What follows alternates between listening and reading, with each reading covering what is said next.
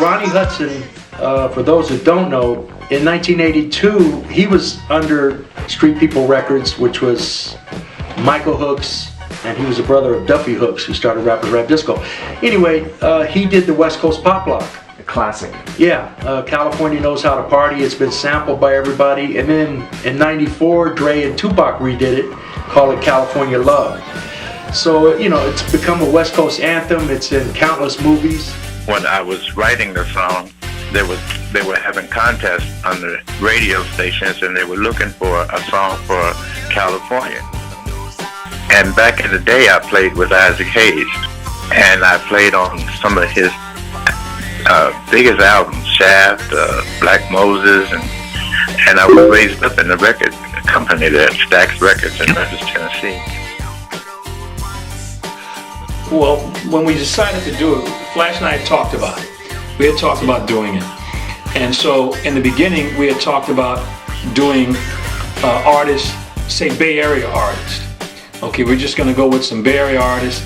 And as we started to research it even more, we thought it would be better if we used West Coast artists that were pretty well known and what we kind of considered to be OG type artists. So that's when we kind of moved to the next level and decided, okay, me being from Long Beach, you know, and knowing Snoop since he was, gosh, probably 11 or 12 or something, thought, let's get Snoop.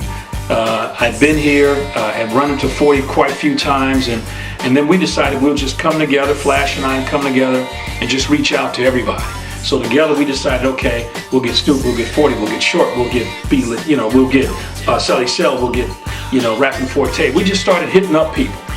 And as this thing started to grow, I mean, this guy took on, Flash just started to pull even more things together that surprised even me to think, okay, we're doing this, but he would always come, I got this, I got that. So it just started to come together, and it just got really big.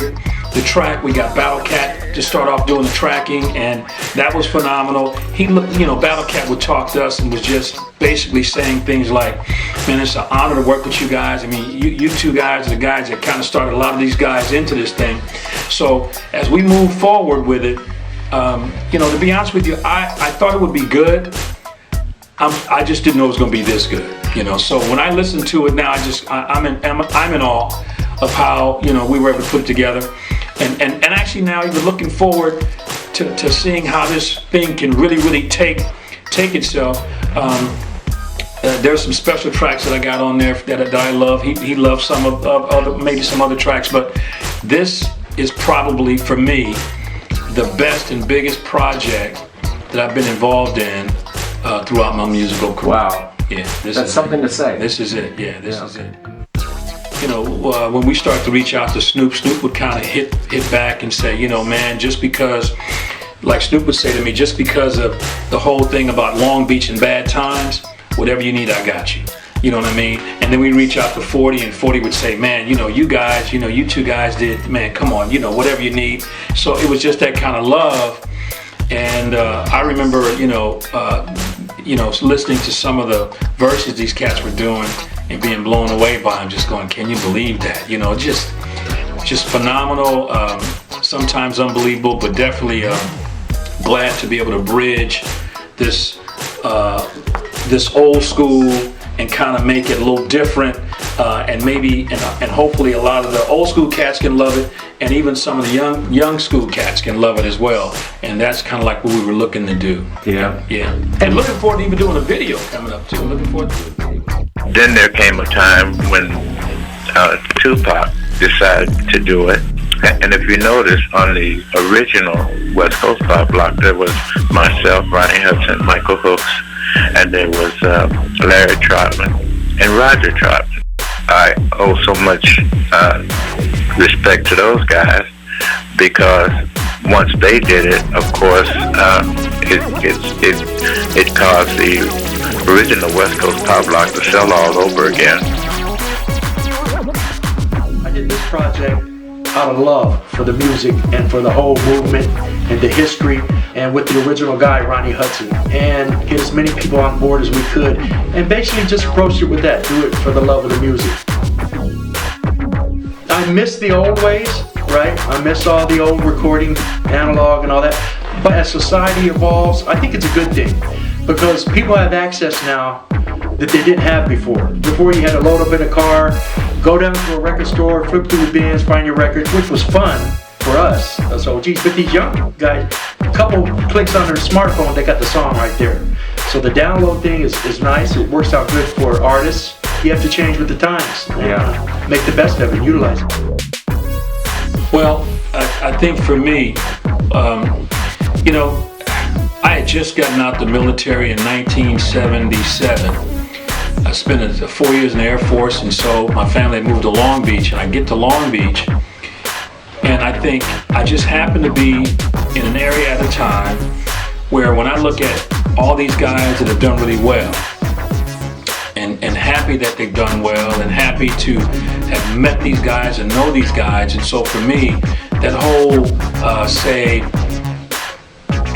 5 to 7 years of LA, Long Beach thing to meet, you know, to hang with Dre and hang with Snoop and different folks like that, you know, and all the guys, and that was when the hip hop was early and starting, and then seeing a lot of the performers back then, you know, to be one of the first to see DMC perform, and you know, so for me, just the whole musical kind of thing, it kind of evolved into, and just like you were saying earlier, a lot of people thought it was a fad and it wasn't going to last that long, and so to see it evolve and go 5 years, 10 years, 15 years, 30 years, and still realize it is still a formidable genre. To me, it's unbelievable, and we talk about it all the time. I'm really a low-key cat. I don't really, you know, people have to tell me sometimes to step out or something. I just kind of I like what I did. I'm glad that I was able to do it, but it's not something that I go out and try to tell people that I've done. So Flash, and we'll be talking sometimes, you say, well, tell somebody you did, and I'll go, you know, but I guess the thing I want to say is I appreciate everybody that I work with. I appreciate everything that I've done because it was totally enjoyable, and there's things that we've done over the years that 50 years from now, or when we're gone, people are going to sit back and those are the guys that did that, you know. And in the early days, there was no video.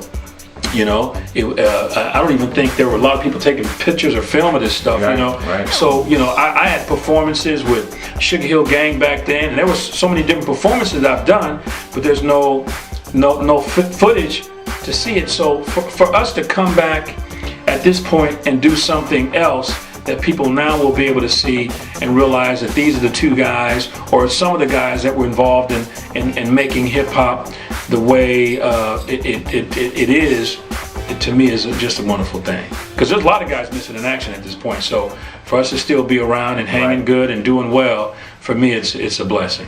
Personally, for me, being a part of the Rappers Rap group and Future MCs, all the things we did, we kind of retired in 85, 86. But we had made a lot of 12 inches. As a matter of fact, Cletus Anderson, the one who did Bad Times, Duffy's partner, he took Ice-T in the studio for his first time and did the Cold with Madness. Yeah, Cold with Madness and Cold Sweat. Took Dre in the studio for the first time, did 100 speakers.